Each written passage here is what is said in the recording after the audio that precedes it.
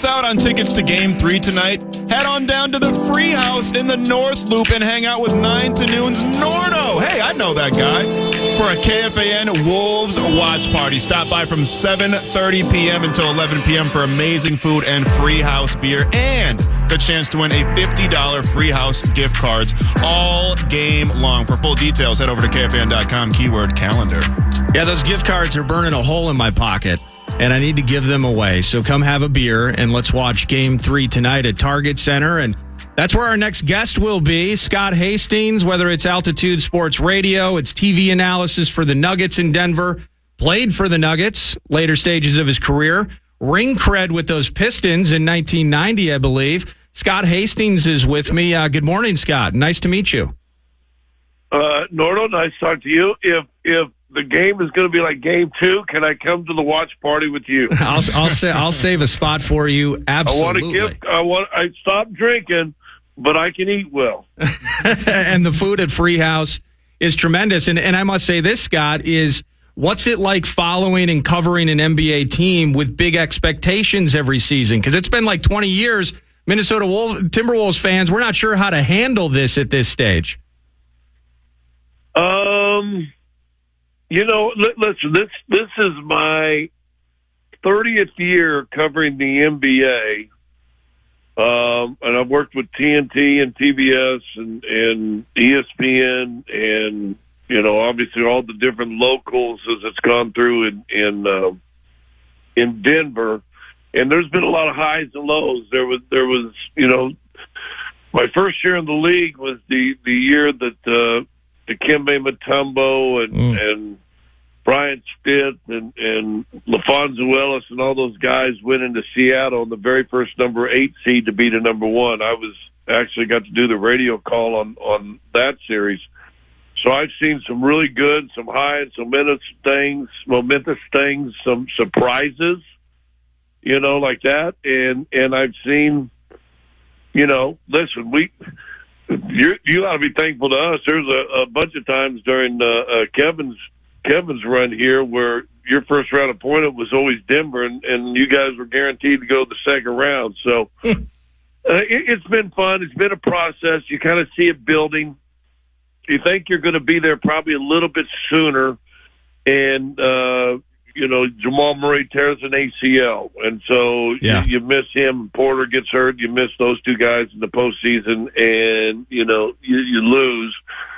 But it's been a bit of a process. It's been fun. I will say this: you guys got that guy now, in Anthony Edwards. When you are able to cover a generational player and a guy that looks like he's going to be one of those guys also that's going to go down in the annals of the NBA as one of the all-timers. It adds a different element to it, and you realize that you've got a chance to be good and possibly even winning a championship. And, you guys don't listen to my show, but I thought I said before the playoffs started that I thought whoever won this series right here was going to go to the NBA Finals. Now, let's see if, either team had enough to beat Boston or New York or whatever, but I think this team has as good a chance to win a championship that comes out of this series as anybody to be, and I'm dead honest on that. So it's fun, man. It's fun, but it's also, listen, the highs are highs and as I mentioned a while ago, losing Game 2 the way they do. Listen, Game 1's Game 1. That thing goes either way down the stretch. But to kind of just see a team implode in Game 2, then you're like, oh, well, maybe we ought to become Cubs fans and let's wait till next year. Yeah, what has the sentiment been over the last few days then? The worrisome nature of on the Denver side of things, watching this Timberwolves defense really suffocate things? Is it that the overcorrection of referees? You didn't get whistles. What are Nuggets fans feeling sentimentally about that Game 2 and now having to bring it to Target Center? Yeah, I don't. That's a good question. I don't know. I think there was probably more dismay than anything and disappointment than anything. for me, there's really no shock. I said this, and let's go back a couple of years, and obviously we know Tim Connolly real well, the president of basketball operations. Yeah. And I do a radio show in Denver, and when Tim Connolly traded for Rudy Gobert, and everybody's freaking out, and even though the first year didn't work out as well as some people wanted, or as Tim wanted probably, as you guys wanted, and there was a lot of question, what's he doing, blah, blah, blah. I said on the air, I said, listen, what he's doing is he's trying to build a team to beat the Denver Nuggets because we were on that trajectory, right? He left as Denver was on that trajectory. And I said, dog, he's building a team to beat the Nuggets because he knows they're going to be the team in the West. And I still think we are. Listen, you are until you aren't. I'm not sure you guys haven't already arrived. But for that concern, last year when we went in the playoffs, we beat you guys in the first round, I was scared out my wits in that game, in that series. And remember, McDaniel and Nas, neither one of those guys played in that series. Yep. And we won in 5. And I'll be honest with you, even though Phoenix took us to 6, I thought you guys were more dangerous than Phoenix was last year, right? So when they lose and slip up and lose that game to San Antonio, Nick's last game of the year, and now you're going to move down on the other side of the bracket, because I was hoping this would be a series between Oklahoma City and Minnesota. Let those two guys beat each other up. Let's see you in the finals. Here comes Minnesota. You're the only team that size-wise that can continue to throw big at Nikola Jokic, and so the guy never gets a break. And then all of a sudden you're able to throw big wings out there that are good enough, and Walker and McDaniel that add length and size on Jamal and every bit as quick and can bother him now, right? Now all of a sudden that fadeaway jumper on a 6'3" guy looks a little different as on a fadeaway jumper on a 6'8" guy.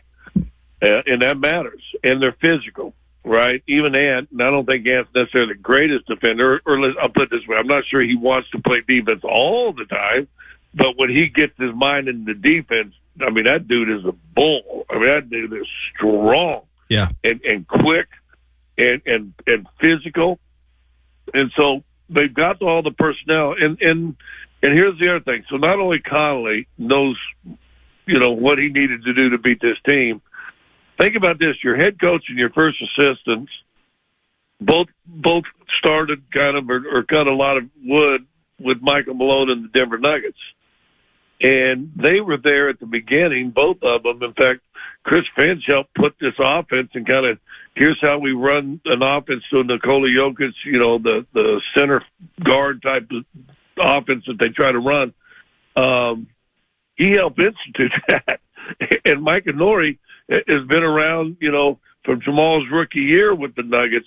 And so I said, okay, now you got the two guys on the floor who know all the weaknesses.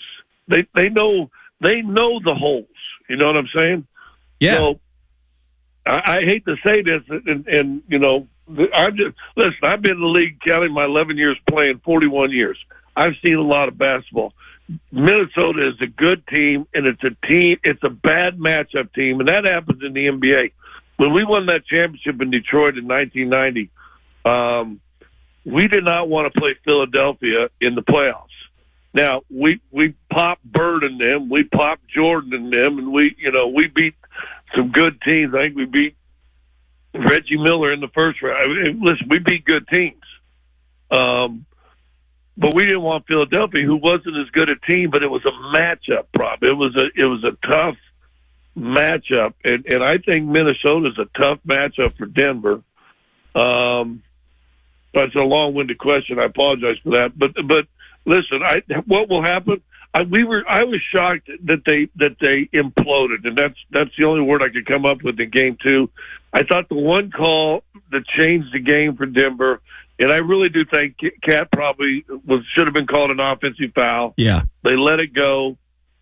Murray lost his mind. He was struggling anyway. He's not 100% healthy anyway, and he's the heart and soul of the team. So when your heart and soul kind of goes from a competitive mode to a pissed off and angry and losing sight of the big picture, if you will, the game, I think the team followed suit just a little bit, and there's no one there. The physical play on him has bothered him. The physical play on Michael Porter, who had a great series against the Lakers, he was horrible in that game also. And now, because all your perimeter is struggling, guess what you get to do? You get to clog that middle just a little bit more, and now you make a guy, it sucks, I guess, but he's 16 points, 16 rebounds, still had 8 assists and had 3 steals, and people say, God, he played terrible. I'm like, well, he's got 4 7-footers that are always around him. I give Kyle Anderson an extra couple inches. You got 4 7-footers basically all around him all the time, and now your perimeter guys are making shots. So, listen, it's a tough matchup for Denver. That being said, I've been around these guys, this team enough. I'll be shocked if they don't come out and win or lose, doesn't matter. I want to see them not give up the ship, sit there and fight for it and maybe bring a little pride back to them or a little confidence back to them. I don't know if it's a tall task to come in here and say, go win 2 games. But listen, the NBA's done stupider stuff. Absolutely. That's Scott Hastings. Hear him on and see him on Altitude Sports, whether it's analyzing the Nuggets on the TV side, radio show side as well. Time for 1 or 2 more. I'm Nordo, and here's Max Fuller. Hey, Scott, thanks for joining us here today. Obviously, we've been talking about it. You've been talking about it. This has been a pretty one-sided matchup thus far, which is pretty surprising considering what we all thought heading into the series. But that being said, is there anything, if you're the Nuggets, is there anything you've seen from the Wolves in either of these 2 games that you feel like you could take advantage of or that is a weakness, perhaps? Yeah, I don't know. It's a weakness. I mean, here's what I'll say also, and I've been preaching this. Here's the funny: the older you get, the less people want to listen to you. Just keep that in mind. You guys are young guys right now, and everybody loves you. Let's go hang out at the free bar and then get some certificates. Blah blah blah. That too will change, but and I played basketball in a different era. I played basketball in the 80s and 90s. Okay. And it was a rough, tough. You got to do a little bit more than I think guys do. And guess what? Guys are more willing to do stuff back then than do now. But my philosophy, when a team is physical, you can't tag a physical. I'll give you an example. I took a self-defense class one time from this guy who's a former Navy SEAL. Went into Benghazi. He was a group of SEALs that went into Benghazi after the embassy fell and stuff like that. And we all saw the one movie, right? So he went in the aftermath. And he's teaching a self-defense class. And he says, the one thing that force wants you to do is to back up. And his thing was, if you got somebody aggressor on you, you got to get them off you, get them going backwards. Now it gives you room to decide what you want to do, right? Flee or whatever, right? And right now the force is coming from Minnesota. So the way you answer force is with force. And the one thing Denver's not done to Minnesota is smack them in the mouth. And I don't mean literally, but when a guy's going to pressure, good pressure defense wants you to play sideline to sideline. And I thought they got to do that, especially in Game 2. And the one-sidedness is you won 2 games in Denver, and that is one-sided. But like I said, I think Game 1 goes either way. If Naz Reid doesn't bank in a 3, maybe that game changes a little bit. And then Rudy banks in a free throw, if you remember. Yeah. That game could go either way. That Game 1 was okay. You could have won Game 1.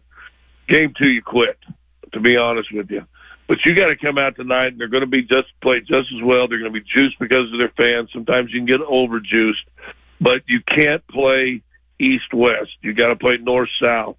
So you got to meet force with force. When you're setting a play and you're used to slipping a screen on your pick and roll, you can't. You got to hold that screen. You got to let's just put it this way. I played with Isaiah Thomas and Joe Dumars, and there's no way Bill Laimbeer is going to let a guy get up inside Isaiah's chili and ride him all the way up and down the court without, as we used to say, lay a little wood. And Denver's got to come out and lay a little wood. Denver has not played physical. Denver has not been the aggressor. So it's kind of like a team that likes to run. The key to beating a team that likes to run is run back at them, because usually running teams don't want to go backwards running. They don't want to run on defense. They just want to run to score. So you got to run right back at them, take some legs out of them. And I think physical teams love being physical, but not always want to be guys being physical to them. Yep. So my answer would meet force with force, and you got to play downhill. If you can do that, then I think you can get Cat into foul trouble. You can maybe get Rudy into foul trouble. You can do a lot of different stuff, and that changes the whole dynamic of the game, my opinion. Now, guess what? You might do that, and listen, this is only broadcast in Minnesota, right? We're only in Minneapolis right now. That's right. So I'll tell you a secret. You guys got 4 guys that are coming off the bench and playing that, in my opinion, are probably better than any guy that Denver brings off their bench. That's an advantage. Walker's fantastic. Naz Reid is fantastic. Anderson, he's a little bit like a smaller Joker. It looks kind of awkward, and all of a sudden, he's very, very good. And listen, Monte, I know he's been hurt most of the year, but that dude's a steady backup point guard. Doesn't make a lot of mistakes. So you guys got it all. Listen, if you told me right now on May, whatever today is, that Minnesota in June was the NBA champs, it would not surprise me. That being said, I'm counting on Denver to come out and at least play at a different level than you've seen in games 1 and 2. It's that punch. It's that early punch. I love it. And Scott, I appreciate your time this morning. Appreciate the work you do, and I'm glad that you made it here to Minnesota. And either way, we're going to have an eventful home series or home part of the series here in Minnesota. Thanks for giving me some time this morning, and have some fun at Target Center tonight. Well, I always tell everybody to be nice to me. I will. I absolutely will. Take care, Scott. That is Scott Hastings, Altitude Sports TV, Altitude Sports Radio. Won a ring with the Pistons in '90. I believe he finished his NBA career with the Denver Nuggets. But as you heard it, he's been all over the NBA in some capacity for 4 decades, and some good perspective from him. And we're going to continue getting some adversarial intel from Scott Hastings. Comes Troy Renck of the Denver Post. He's covered Broncos and Nuggets and Denver sports for many years as well. I believe he's in town for tonight's game and Sunday's game. We're going to hear from him, ask him a couple of questions on the Broncos. What's up with Sean Payton and George Payton and Bo Nix, oh my. We're going to jump into all of that next segment. But first, Max has a keyword for a giveaway. Yes, sir. The Fan and BigDeck.com want to give you a shot to put $1,000 in your hand with our national cash contest. Enter the keyword GRAND at KFAN.com now for your shot at winning. That's keyword GRAND. Enter it now at KFAN.com. The Fan. Welcome back, 9 to noon. Nordowin for PA on a Friday. Feasting in advance of Game 3 tonight. Timberwolves hosting the Denver Nuggets. A chance to go up 3-0. Who punches first? Joining me now, Denver Post Troy Renck. And you can follow him. It's RENCK at Troy Renck via the X Machine. He's covered Denver sports for many, many years, and he's with us now. How you doing, Troy? Doing fantastic. Thanks for having me on. Yeah, I appreciate it. Apologize again that we went a little bit long last segment, but jumping right into tonight's game in this series, as Minnesota fans, it's been a conversation of how to stop the 3-time MVP, how to stop the always clutch, albeit currently hobbled Jamal Murray, and what Michael Porter Jr. was able to do in that Lakers series in particular. But I got to tell you, the first 2 games, I think anybody here that among the Wolves faithful, you watch it and you're kind of shocked by what happened. Are Denver Nuggets fans or those that follow the team and report on the team like yourself, what has that sentiment been in the Mile High over the last few days? Yeah, surprised and disappointed. The first game that happens sometimes in a playoff series, you see a clunker. The second game, the Nuggets did something we hadn't seen from them forever, which was kind of play the victim. They didn't adjust to the physicality, and there were bad calls. I don't think anyone would debate that. And Michael Malone let the ref have it in the first quarter with like 3:21 left and screaming, and somehow he didn't get a technical. But from that point on, you've sent your message, but they never adjusted. Yeah. And no one struggled more with that than Jamal Murray. The Nuggets don't need bubble Jamal, but they don't need baby Jamal either. And he lost his mind over the officiating. And I wrote he should have been suspended for what he did for 3 acts: the money sign, throwing a towel, and then the heating pad. He escapes suspension, and it gives them a chance in this game. But what's been disappointing is they just didn't, everything that defined them during their run last year, toughness, ability to deal with adversity, the chip on their shoulder, because nationally nobody wants the Nuggets to be the champ. Just all of that evaporated and just dissolved before our eyes in Game 2. So that's what I want to see, is them punch back. Not literally punch back, but show fight, show why it matters, show why, come out and play, match the physicality, match the intensity, because the Timberwolves defense has just been, jarring in how good it's been, and it's just how aggressive it's been, almost from full court, it feels like at times.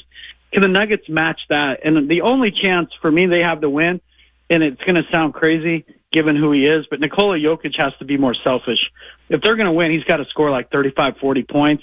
It's not really in his basketball DNA, but he keeps getting baited into trying to pass the guys that the Timberwolves want him to pass to, frankly. Yeah. And he's got to take it upon himself to get involved early and get this team off to a good start, because the poor starts, they've trailed in 6 of the first 7 first quarters in these playoffs.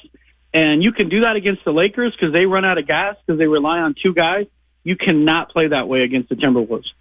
And Troy, I'm looking at this team, and again, from the Wolves' perspective, that's kind of why I preface some of the questions that I'll be throwing your way. Is the Wolves go into the Suns series, and we're looking at the big 3, Durant and Booker and Beal.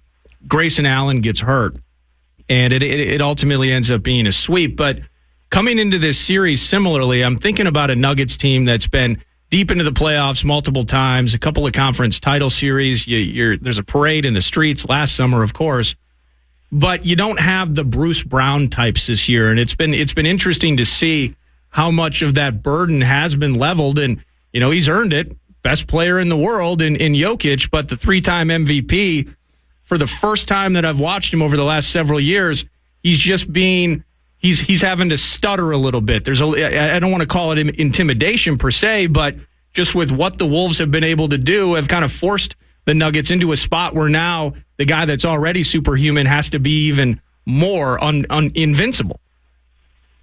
Well, it's just left him out of sync because he makes the right basketball play all the time, and he's allowing Gobert to float and take away that Gordon pass near the basket. I mean, Jokic looks for that pass either for a layup or a dunk for Gordon, and Gobert falls off of him with Towns guarding Jokic. And so when he gets open into the lane, Jokic's got to shoot that shot, because when he throws it up to Gordon, it's not there. Gobert's defending it. And then when he gets through it, he looks to the corner to other guys. They're not making their threes right now. And eventually they have to compete in the series.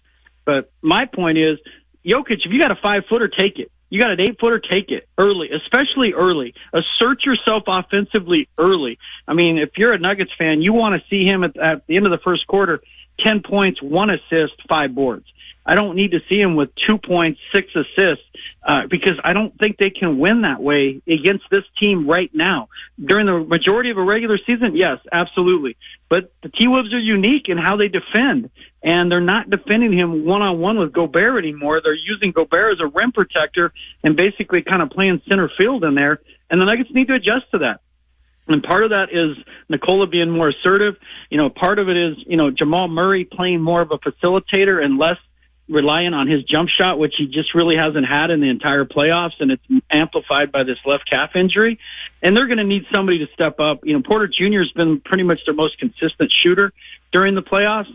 But, we all talk about Bruce Brown and Uncle Jeff Green, and I get it. I watched and covered some of those games last year, but just their absence alone can't be the excuse for the way they played in Game 2. Like, enough already. We get it. The Brown's a valuable guy, and so is Green. That's not enough to be trailing by 32 in the third quarter of a playoff game.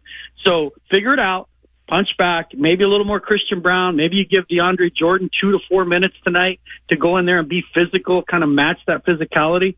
And, you just hope that Naz Reid and some of these other complementary players for the Timberwolves, cool off. Because the Nuggets would be fine with Anthony Edwards scoring 50 and then beating the Timberwolves. And they had that plan going in the first game where there was 44-40 at halftime and Edwards had 25. Yeah. That's how they want to win. Where the Nuggets are losing is if Edwards gets his, okay, you can concede that.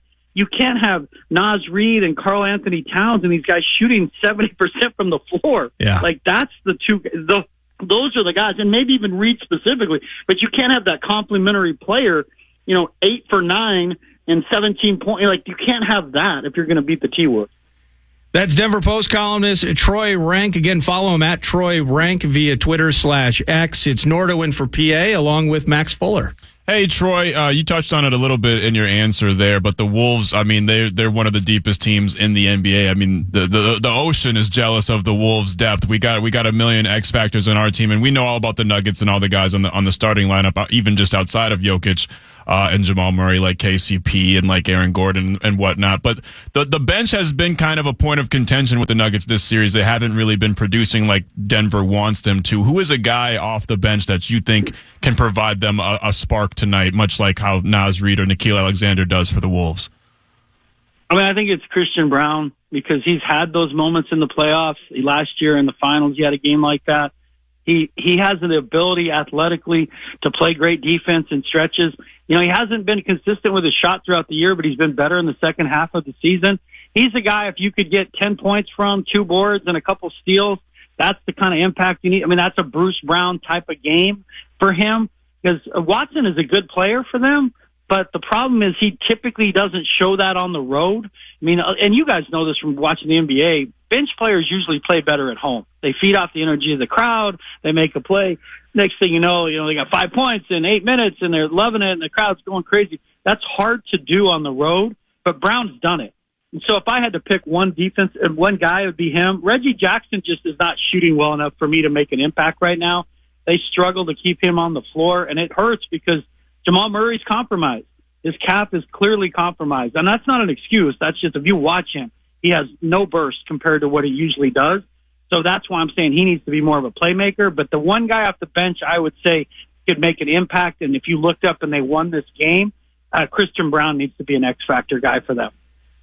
One thing on the Wolves, and then I do want to get a couple of Broncos-related opinions from you before we part ways. With Tim Connolly. Tim Connolly at one point was handling business for the Denver Nuggets, and now, of course, he's here in Minnesota. What was he like when he was in Denver? Because there's kind of this idea, Troy, that in some ways, and it's playing out in some ways aesthetically, but he got Rudy Gobert. He constructed this lineup almost specifically to match up with the team he used to be in charge of. What was Tim Connolly like, and how do you see it? Yeah, well respected. It was a bit of a surprise when he left, given the arc the team was on. I mean, the only criticisms with Connolly, maybe he was a little bit too loyal to some of his guys, Will Barton, Monty Morris, as they were trying to get over the hump. I mean, Barton specifically, nice guy, but he just didn't, he didn't help them get to the finish line. But yeah, Connolly did a lot of great things for the Nuggets. And it was a bit of surprise when he left. Obviously, he got more power, different role. I mean, there were, multiple reasons why he left. But I agree with you. He's created a team, like the kryptonite for the Nuggets. He knows that this Nuggets team better than anyone, and he understands like how to defend them. And last year they were probably just a little young. And a year later, the T-Wolves remind me of the Nuggets last year.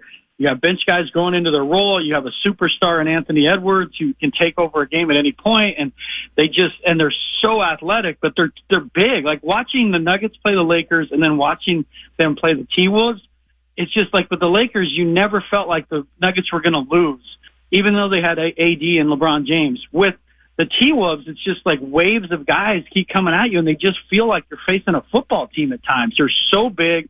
They're so physical.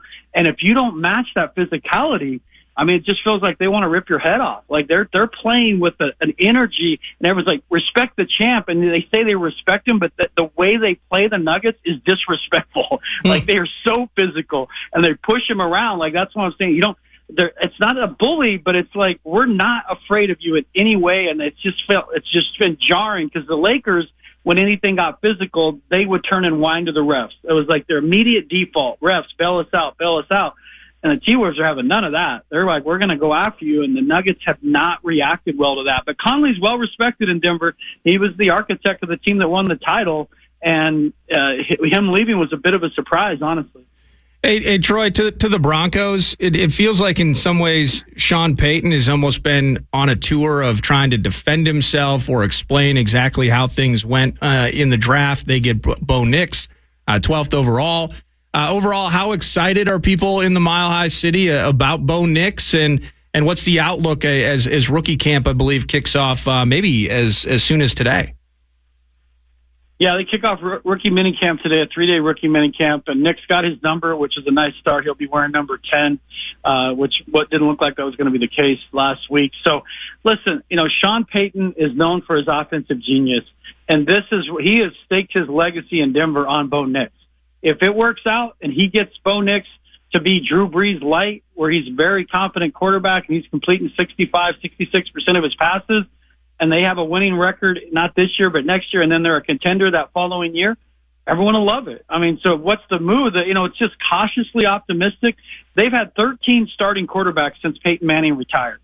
Only 2 had a winning record, Trevor Siemian and Brett Rippon. It has been an absolute clown show at the most important position. The only thing they hadn't tried during this whole time is a high first-round pick. They had Paxton Lynch, but he was right at the end of the first round. This is the highest pick quarterback they've had since Jay Cutler. Like, this is kind of the last card to play.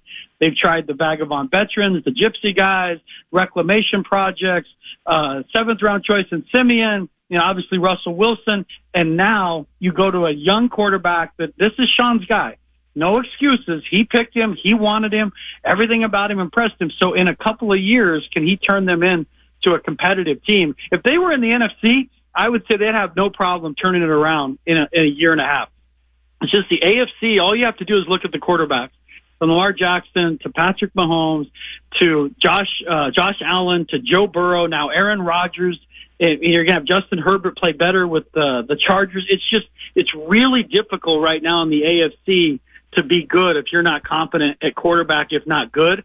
So this is now the referendum on Sean Payton. Can he take a young guy, which he's never done, and develop him into a top 15 quarterback? If he does, everyone will look back at it and say he knew what he was doing. If he doesn't, then, as he said, he won't be the coach here in year 5. Hey, thank you so much, Troy. Awesome work, not only covering the Broncos, but your work following the Nuggets here and all of that for the Denver Post. Really appreciate your time on short notice, and enjoy the weekend here in Minnesota. You got it, guys. Take care. Have a great day. Thank you. That's Troy Renck, and follow him at Troy Renck. That's RENCK via Twitter/X. We're going to pause, come back, do some news, and I kind of like the way Troy put it, Max. The Wolves have been disrespectful. I love it. To the defending champs, and just put that in your heads as we inch closer to Game 3. Tip off somewhere between 8:30 and 9 p.m. We're your home for the Howl. We'll have Alan Horton and everybody on the call. Jim Peterson by the side of Alan, providing the analysis. Can't wait for that. Can't wait for John Bonus at 11. He'll be in studio. Maybe his downtown daughter will take him near Target Center tonight. But we'll get into the Minnesota Twins, who these days, you can't watch the games. It's tough to, but they're not losing. So I can report on that. But Twins and Wolves and all things with Bonus at 11. News is next right here on The Fan. Get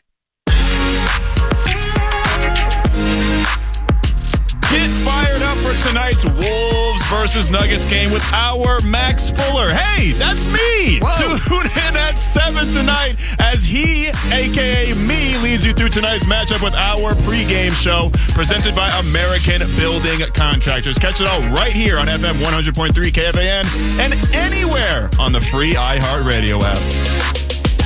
A Friday howling feast, 9 to noon. So many things happening right now, and it's amazing. This is the Friday feast, and in most circumstances, it'd be PA and Charch, and we'd be breaking down what we want to see from J.J. McCarthy and Dallas Turner and Kyrie Jackson and Walter Rouse. Oh my, rookie minicamp kicking off this afternoon. in Eagan at Twin Cities Orthopedics Performance Center. I will be doing a noon to 2 show tomorrow with the Athletics' Alec Lewis. And we're expected to be joined, actually, by a few Vikings-specific guests on site, on scene in Eagan. So looking forward to that.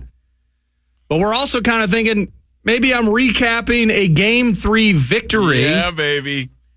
If only the Wolves continue to be so disrespectful to those Nuggets tonight. And whether it was Scott Hastings and it was Troy last segment, some adversarial intel from Denver, kind of the idea of who punches first. And they nailed it, is coming out of the gates the way the Wolves did in Game 2. That offensive foul, it could have been, it certainly could have, maybe should have been called a charge on Cat. They don't make that call. And the team absolutely erupted into just pure chaos, and it was over from there for the Denver Nuggets, hoping something similar happens tonight at Target Center. You want to jump into some news, Max? Let's do it, Nordo. And News du Nord, Max's Meanderings. I dig that. It's always brought to you by The Casino, not a casino, The Casino at Canterbury Park. Canterbury Park, really the only place you're going to find elite, amazing, family-filled entertainment in the great city of Shakopee, Minnesota. CanterburyPark.com. Live racing actually kicks off next weekend, so check the calendar on the website, CanterburyPark.com, to plan your next visit. Family days, all sorts of party-like atmospheres and events happening at Canterbury. What do you got, Max? I know we're going to get into it with John Bonus just around the corner, but the Twins sunk the Mariners yesterday, obliterating them in the series finale 11-1. Manny Margot hit a 3-run double in what ended up being a 5-run first inning, and the Twins never looked back from there. Pablo Lopez struck out a season-high 10 across 6 1/3 innings of 1-run ball. The Twins have now won 5 consecutive series and open up a 2-game road stint in Toronto tonight with Joe Ryan on the mound. I'm just doing the math. I think it's 15 out of their last 17 have been W's for the Twins. And, you know, as part of that 11-1 thrashing, I talked about it with Dan Hayes yesterday, and I'm gonna talk to Bonus about it. Just last summer, Max Kepler. Are you familiar, Max? Yep. He's only 1X. Yeah, just 1X. Yeah, not as much swag as not me. Extra like you are. They want to get rid of him. Yeah. Why isn't he being traded? What's happened? He was absolutely maligned, in malaise, and he was meandering out there in right field, wondering what the hell's going on. He's been on a tear. I think it's an 11-game hit streak right now. Tied Brian Dozier yesterday, if I saw that right. Most home runs in the history of Target Field, which this is probably the right number, a normal number, but 80. The place has been open since 2010. Dozier with 80, and now Max Kepler with 80. But things and Pablo, man, you know, Paddock the day before, I think, had double-digit Ks as well. So Simeon Woods Richardson, a little bit up and down, maybe, you know, from a velocity standpoint, kind of closer to that Maeda range than the Duran range. But in the end, you have Paddock, who now for the first time all season put 2 solid starts in a row together. And then you get Pablo yesterday. Things starting to level out on the good side for our baseball team. And that's awesome. Now they head to Toronto for the weekend. But excited to talk to Bonus. As you said, Max, he's going to be in studio about 10 or 12 minutes from now. To borrow a word from your guy, PA, the Mavericks are probably the most mercurial team left in the NBA playoffs. One day they're getting blown out, the next day they're getting a W. And yesterday it was all good news for the Mavericks. Luka Doncic and PJ Washington each dropped 29 points to lead the Mavs to a 119-110 win over the Thunder to knot that series up at 1-1. Shai Gilgeous-Alexander, the free throw merchant that we talked about with Chad Greenway, put up 33 points, 12 rebounds, and 8 assists in the losing effort for OKC. After stealing one on the road, the Mavs head back to Dallas for Game 3, which will go down tomorrow afternoon. Yeah, and last night, again, with these other series, I feel compelled and I feel like I have to jump in and watch them. But I admit, I'm not watching the entire games. Like I'm doing, last night it was soccer practice. I'm coaching my kids' team, and now, you know, which May have been a mistake. It's been really fun. Yeah. May have been a mistake. It's testing my patience. If anything, it's a growth experiment for me and the kids as well. Right. It's all about having fun and getting better over the course of the season. But because of stuff like that, I'm not watching all of these games in totality. But last night, when Kyrie doesn't have it with that team, then where's it coming from? P.J. Washington was awesome last night for the Mavericks. So that gets them to even out that series. And just kind of thinking forward and what stuff looks like schedule-wise, Mavs and OKC, feel free to take that thing to 7. Right. Let's handle our business over the weekend. Monday morning montage, all we do is win, win, win no matter what. So we'll have some time to maybe sit back, kick our feet up, and see who's next if the Wolves are able to potentially sweep. Still a weird topic. Who punches first? The champs aren't going down easy, but for this OKC Mavericks series, Kyrie didn't have it. PJ Washington stepped up, and I'm hoping for. I'm just looking forward to Game 3. That's what I'll say as it heads to Dallas, and how they handle that now that it's evened up at 1. Yeah, super fascinating series. And another series that we didn't think would be very interesting that got very interesting last night. The Cavaliers stunned the Celtics, blowing out Boston 118-94 to tie that series up at 1-1. 6 different Cavs scored in double digits, including Donovan Mitchell, who put up 29 points along with 8 assists to help Cleveland upset the number 1 seed in the East. The Cavs will try to keep the momentum going when they head back to Cleveland for Game 3 tomorrow night. So, I might be alone in this, Max. You're not sold. You're not sold on the Celtics. No, I think they're bored. That's just the way that I look at it. That's just how I look at it. Now, I don't know how much not having Kristaps in the mix. I mean, it shouldn't matter. Right. The Cavs without Jarrett Allen, as I mentioned earlier, I just see them as a team that kind of wants to be built like the Timberwolves and use size to their advantage. They didn't have Jarrett last night. I think the Celtics are bored. Ultimately, this still looks like it's Boston in 5, maybe 6. But if they get Jarrett back, that maybe changes the conversation. But they've left a bit to be desired, and just kind of reading up on it, like Celtics fans are feeling that vibe right now. Like, are you kidding me? Pull your heads out of you-know-where. Wake up, Rip Van Celtics, and start playing. And mow their way through as they set a very dominating precedent over the course of the regular season. Now, we got to get through these Nugs first, and then whoever wins the OKC Mavs matchup. But just always just kind of peek over the fence a little bit as you're dream weaving, and you're thinking you're gonna nothing's gonna stop us now. The Celtics and man, everybody on the Knicks is hurt, so I don't know what that thing looks like in a conference finals series. They are up 2-0 on the Pacers. But you want to talk about mercurial. How about Halliburton? Halliburton, like 6 shots in the game 1. Same thing in the initial series against, I believe, the Bucks. I think that injury's hobbling him as You think well. so? I think his back has been Because then he jumped out game 2. Right. I mean, is this just like a, wheel him out there, kind of ramp him into series? Maybe that's what it is? Maybe, because, it's completely different from the Tyrese Halliburton, who at the beginning of the season looked like he was, how we're looking at Anthony Edwards right now. It looked like it was his coming out party this season, the in-season tournament. He looked like he was going to be the MVP of the league, and then, obviously some growing pains with some of the big trades that they've made, but, that Pacers team is really up and down, and they have no defense whatsoever. It's all just jacking up threes. Well, and that's, I don't know where he's at this year, but like Turner, I thought he was leading the league in blocks at one point. Yeah. And now I'm seeing him as an offensive asset with almost no rebounds or defensive work whatsoever. Just shooting corner threes. But hey, that is the thing, right? I mean, every team's we have it. Every team has, let's get it open in the corner and let her buck. Our team happens to be hitting them at a pretty nice clip. Or they're just so defensively dominant and they operate with a 20-plus lead for significant portions of playoff games, and then it doesn't matter whether they go in or go out because the other team has no chance. They're disrespectful. I love the way Troy Renck put that. It's true.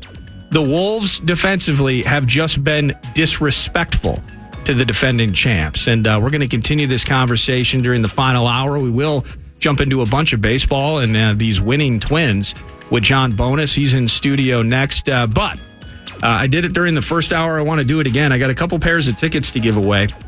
CJ Ham On May 30th, he's hosting the Unreal Celebrity Softball Game, benefits the Thielen Foundation and the Ham Family Scholarship Fund. Had CJ on last week. I got a bunch of tickets. I got to give them away. You can get tickets at thielenfoundation.org, or you can call 800-320-5326, 1-800-320-5326. Callers 4 and 5. You're going to get a pair of tickets to the Celebrity Softball Game. It's a bunch of Vikings players. I mean, whether it's Jordan Addison, Garrett Bradbury, Blake Brandel, Ty Chandler, Aaron Jones is going to be in the mix. That's part of CJ's team offense, bunch more, and then team defense. You're going to have the Hitman's going to be there, Harrison Phillips, Jonathan Grenard swinging for the fences, Andrew DePaula, he's the long snapper. He gets relegated to defense. Blake Cashman, Eden Prairie's finest, is going to be there. And there's going to be a silent auction, all sorts of stuff. Gates open 4:30 p.m. on May 30th at CHS Field. Call now. Callers 4 and 5 are going to get a pair of tickets from Maxx, and then we'll have some more final hour to give away as well. But bonus, I mean, it's like a freaking spotlight when this man enters a room and he's got that smile on. I got to put my sunglasses on. And John Bonus, Twins Daily's in studio next.